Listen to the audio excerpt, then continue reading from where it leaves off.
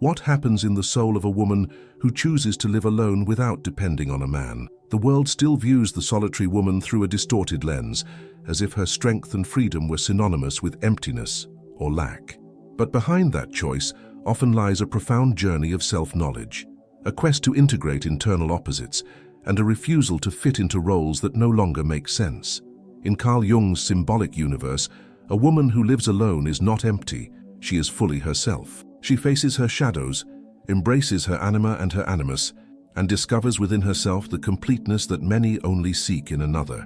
This video is a courageous dive into the feminine unconscious and an invitation to reflect on what it truly means to live alone yet remain whole. Comment below, being alone is being complete within. Jung saw the psyche as a field of forces constantly striving for balance and wholeness. When we speak of a woman who lives alone without a man, we encounter a fertile ground for understanding the process of individuation, the path to becoming who one really is. For Jung, this journey involves integrating the unconscious aspects of the personality, especially the shadow and the archetypes of anima and animus. A woman who chooses to live alone challenges an ancestral conditioning that links her existence to male presence.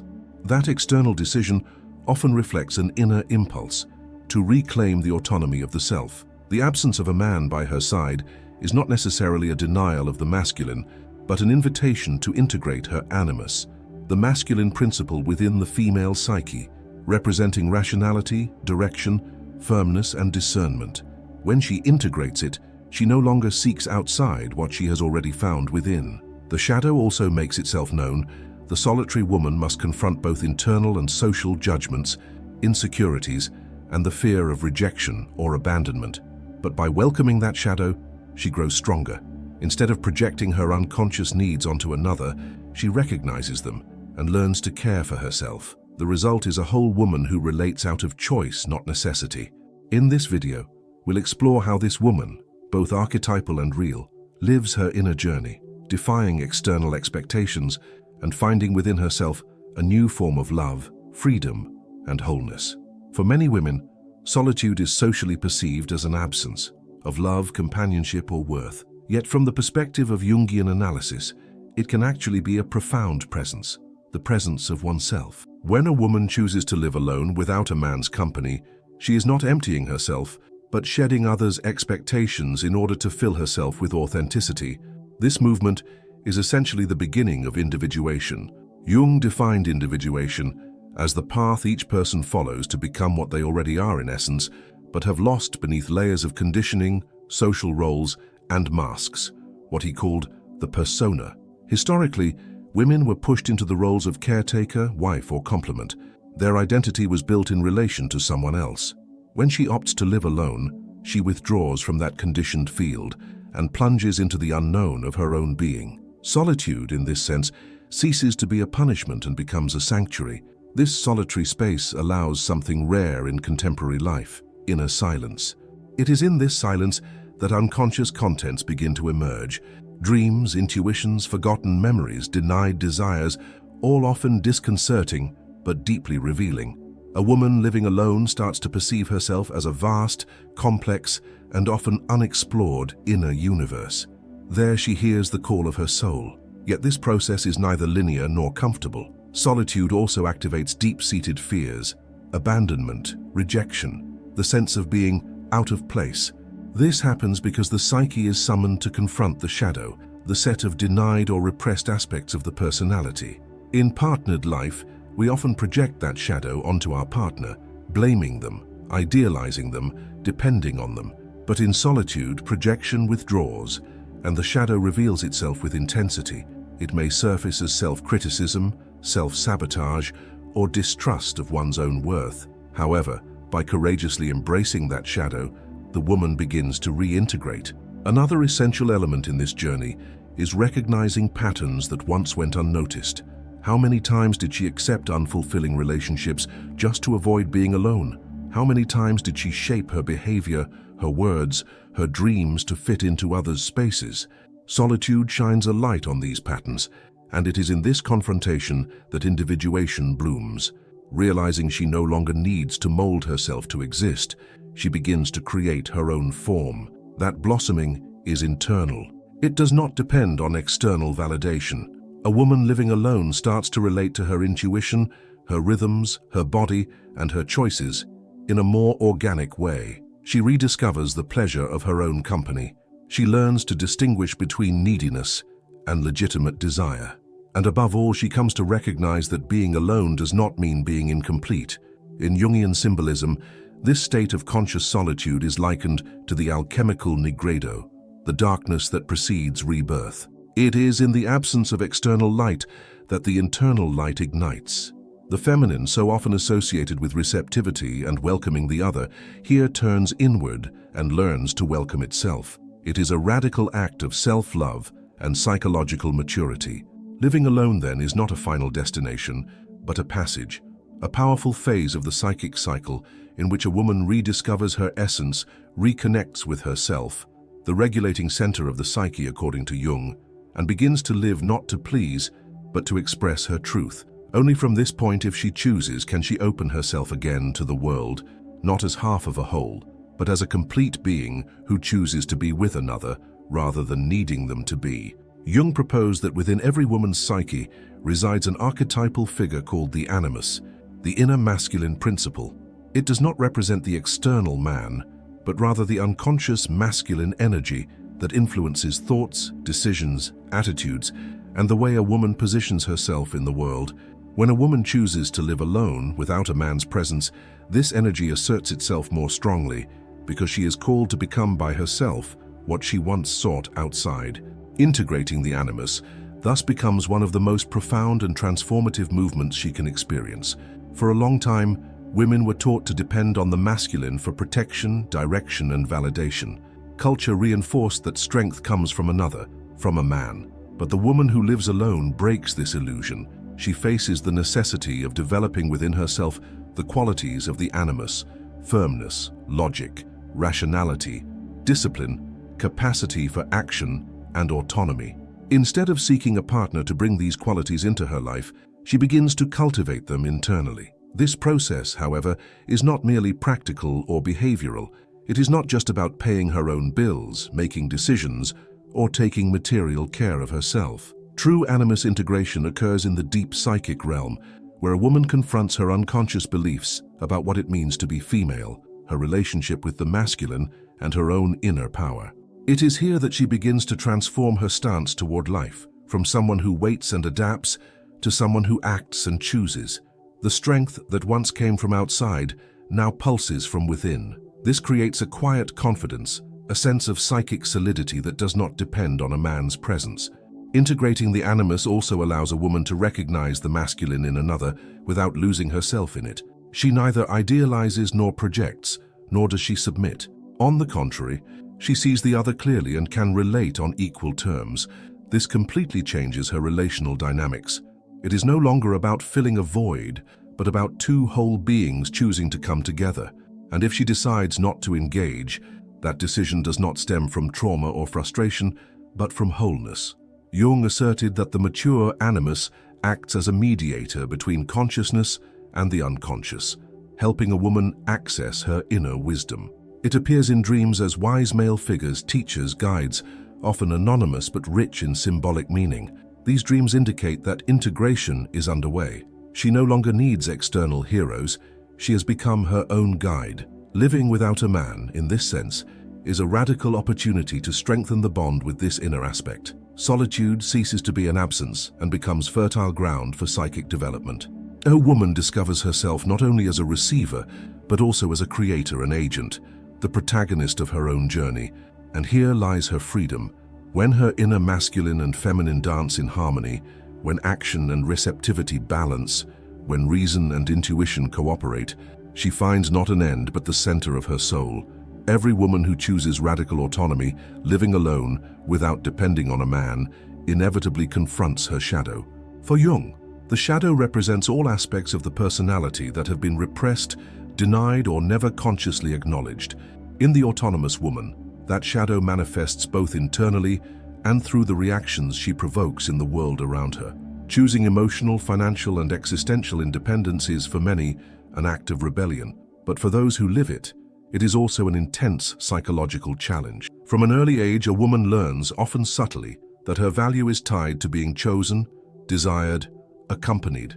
The dominant narrative still links happiness to partnership and solitude to lack or failure. By deciding to live alone, a woman defies this myth, yet breaking with the collective imaginary activates internal ghosts. Am I not enough? Am I too difficult? What if no one wants me? These questions do not arise from objective reality, but from the shadow built over a lifetime, a shadow shaped by social, cultural, and familial beliefs. Thus, the autonomous woman must face not only external judgments, but also those she carries within. She may feel torn between freedom on one side and inadequacy on the other. This tension can surface as melancholy, insecurity, or even guilt. But it is precisely at this fracture point that individuation deepens. The shadow, when welcomed with awareness, reveals hidden treasures, psyche aspects that were imprisoned and once freed become sources of strength. This journey of confrontation demands courage. A woman may face veiled criticism from family, sidelong glances from colleagues, or unsolicited advice to find someone. The world still resists what it does not understand, and the free woman can be unsettling. But external judgment is merely a mirror of the collective shadow, society's unconscious fear of women who don't conform, who don't ask permission, who don't depend. When she sees this, she stops personalizing those criticisms and begins to view them as symptoms of a culture in transition. Another important aspect of the shadow is resentment.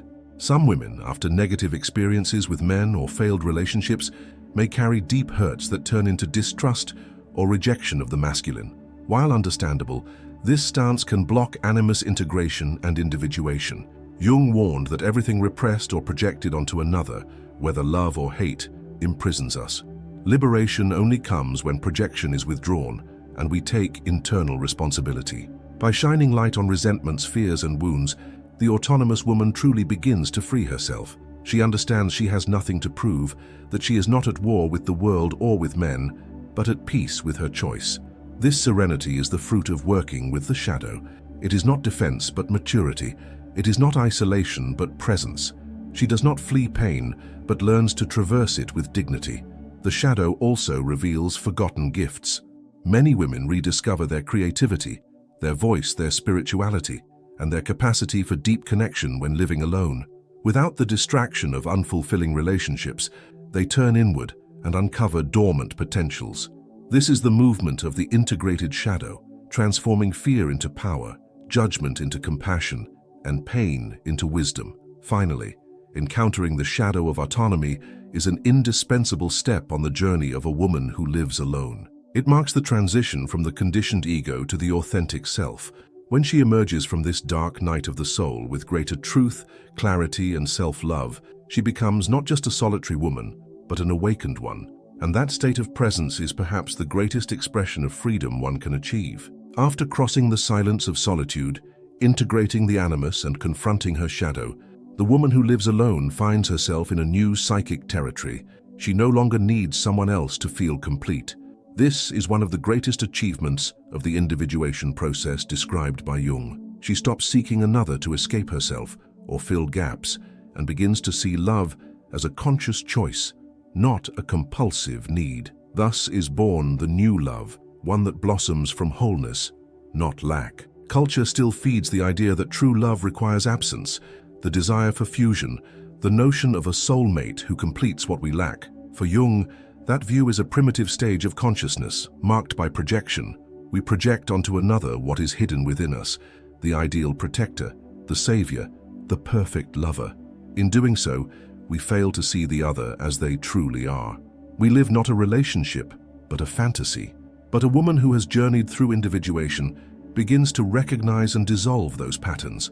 She no longer wants a relationship to be loved in the childish sense of the word, but to share her emotional maturity. She neither idealizes the other, nor herself. She understands that real love is not a place of dependence, but a meeting of two complete worlds, choosing each other freely.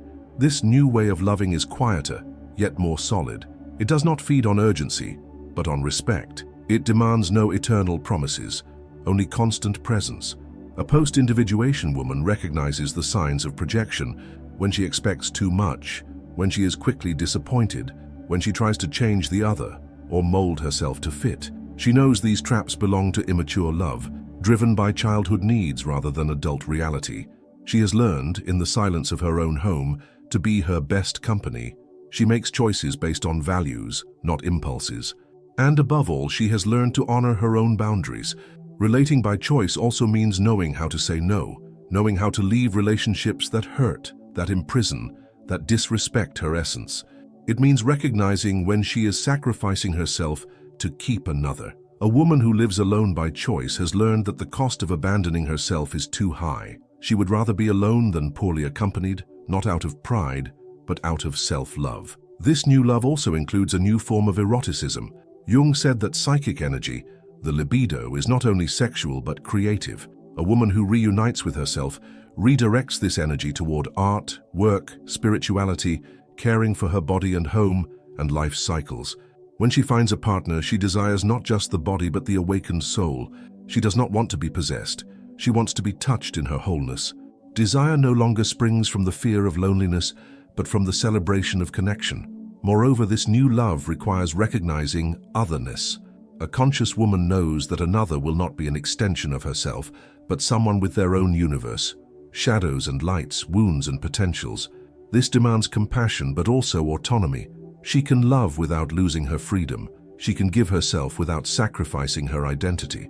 And she can leave if necessary without shattering completely. This stage of effective life is not idealized. It is real. It includes conflicts, differences, adjustments, but everything is lived from a new center, the self. A woman no longer loves from her wound, but from her healing. And that transforms the quality of her relationships profoundly. She does not demand to be saved. She invites another to walk beside her, side by side, without games, without masks, without illusions. Therefore, a woman who lives alone and undergoes individuation is not closing herself off to love. She is preparing herself for the only love that truly liberates, the one that is choice, not need. A love in which she does not lose herself, but expands. Where she does not seek a half but finds a mirror, and where shared silence is worth more than 1,000 empty promises. A woman who lives alone, without a man by her side, is not fleeing love, but drawing closer to herself. Her journey is deep, silent, and often invisible to the world's eyes. She chooses the road less traveled, that of individuation, of animus integration, of shadow confrontation, and of the freedom to love by choice rather than need. Instead of meeting others' expectations, she dedicates herself to filling herself with truth, courage, and awareness. In Jung's universe, this woman embodies the archetype of wholeness, one who has found her center within. And when she decides to love, she does so with full presence. No games, no illusions, no myths of completion, because she is already complete. If this video stirred something in you, share your thoughts in the comments. Subscribe to the channel to continue this journey of self-knowledge and transformation. And don't miss the video on your screen now. It complements this dive with fresh symbols and valuable insights. Your soul deserves this passage. And you are not alone. We are here walking together on the path of consciousness. See you in the next video.